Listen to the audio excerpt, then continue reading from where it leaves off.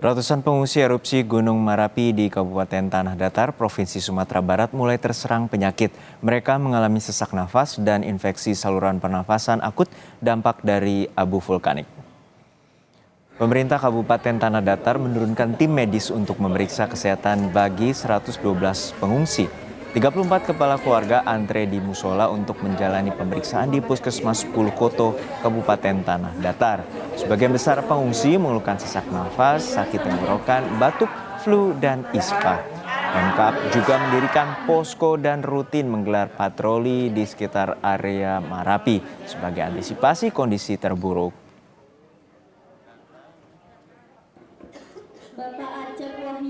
Dari kemarin tuh dada agak sesak, tenggorokan agak kering, batuk itu yang paling itunya tuh. Rata-rata batuk ya warga? Iya, tuh batuk rata-rata tuh. Jadi gimana? Sesak aja itu. Sesak napas? Iya. Itu kenapa, Kang? Tak mungkin kan, apalagi sering keluar kan, ya istilahnya ini.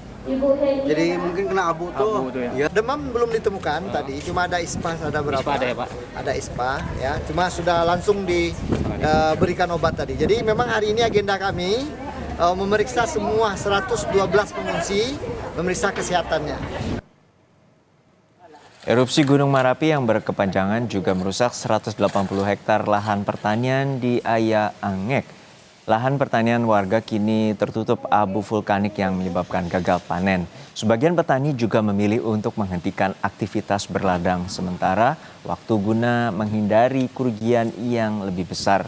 Data dari pihak Nagari Aya Angek, dari total 180 hektar lahan pertanian terdampak, 95% diantaranya mengalami kerusakan berat.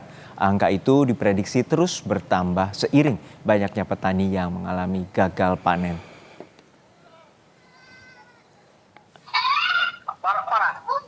Abunya